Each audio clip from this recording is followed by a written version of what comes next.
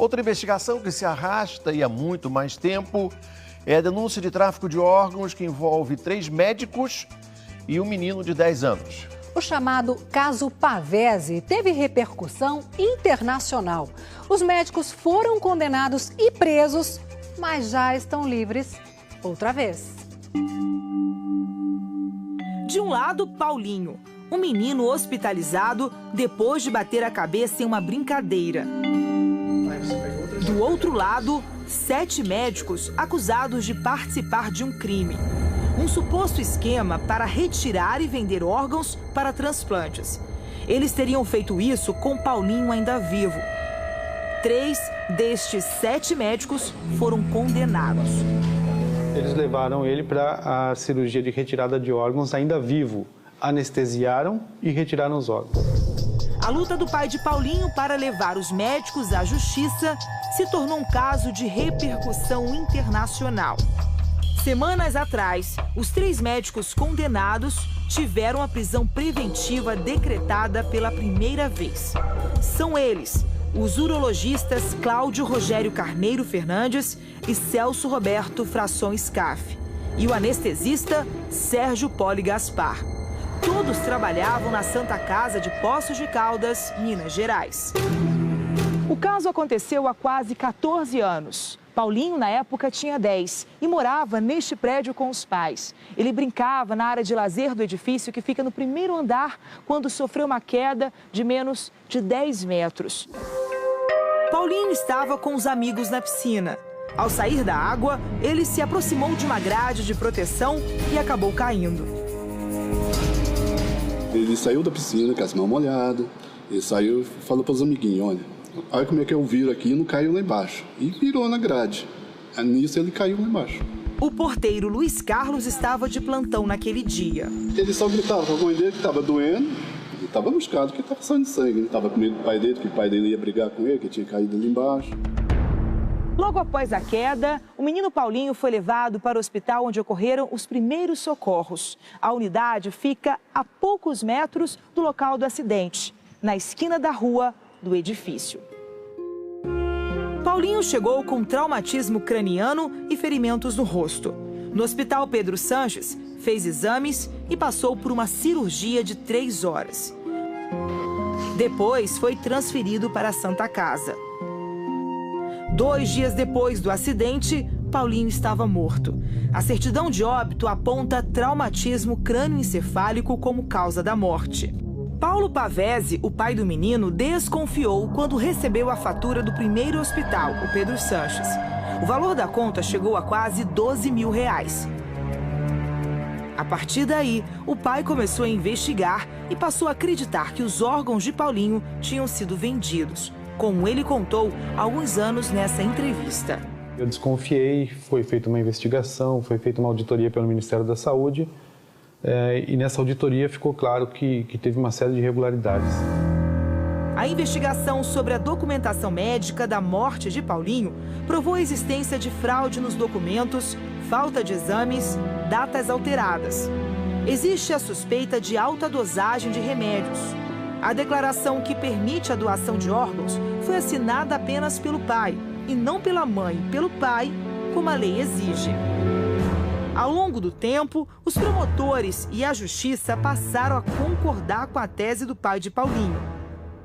Segundo esse documento do Ministério Público, toda a equipe médica sabia que a criança estava viva no momento da retirada de seus órgãos. Os médicos continuaram exercendo a profissão e responderam ao processo em liberdade. O Domingo Espetacular conversou com o juiz do caso, Narciso Alvarenga. Ele também não tem dúvidas. Essa criança, quando ela foi operada, ela estava viva, incluindo declarações escritas dos próprios médicos. O médico cirurgião principal, urologista Celso Scaff, escreveu na folha do procedimento que a criança estava sem morte encefálica. Além disso, o médico anestesista, ele classificou o paciente em classificação ASA 5, ou seja, que estava vivo. E também aplicou, está escrito na ficha anestésica, que teria aplicado anestesia geral. Em todo o Brasil, existe uma fila única para os transplantes de órgãos. Não é possível furar a fila e nem pagar para receber um órgão antes dos outros. A sentença do juiz Narciso, porém, levanta a suspeita de uma rede de tráfico de órgãos que agiria nas cidades do sul de Minas. No texto, podemos ler que os órgãos foram distribuídos pela central clandestina MG Sul Transplantes, coordenada por um dos médicos processados. Os doutores Sérgio, Cláudio e Celso foram condenados por remoção ilegal de órgãos em paciente ainda vivo. As penas variam entre 14 e 18 anos. Eles ainda podem recorrer. Após a sentença, em fevereiro, Cláudio e Celso foram levados ao presídio de Poços de Caldas. Já Sérgio ficou foragido por mais de 30 dias. Por que ele não se apresentou à justiça logo que a sentença, logo que foi decretada a prisão? Olha, essa é uma questão que eu preferiria não tocar nesse assunto, porque envolve a própria família, envolve o próprio constituinte, mas ele se apresentou espontaneamente, dando mostras que está à disposição da justiça e que confia plenamente na sua inocência. Procedimentos inerentes ao transplante. Os advogados dos médicos negam qualquer ilegalidade no atendimento a Paulinho Pavese. Existem provas documentais, periciais, que atestam a legalidade dos procedimentos feitos. O Conselho Regional de Medicina de Minas Gerais está investigando a conduta dos médicos. A documentação está sendo processada pela Corregedoria do Conselho para a instauração da competente sindicância. Um mês depois da sentença, os médicos conseguiram a revogação da prisão. Eles vão recorrer da sentença em liberdade. Essas imagens foram cedidas por uma produtora independente de Poços de Caldas. Elas flagram um momento em que Cláudio, Celso e Sérgio deixam presídio. Parentes e amigos comemoram a liberdade dos réus. Cláudio se declarou inocente. Eu sou inocente, como todas as pessoas que fizeram isso são inocentes. Se tudo isso que foi feito em transplante aqui é ilegal, então no Brasil inteiro é ilegal. Entendeu? Todos esses procedimentos são procedimentos considerados como procedimentos formais. Pela internet, o pai de Paulinho desabafou. Sérgio Poli Gaspar está livre, os outros médicos também.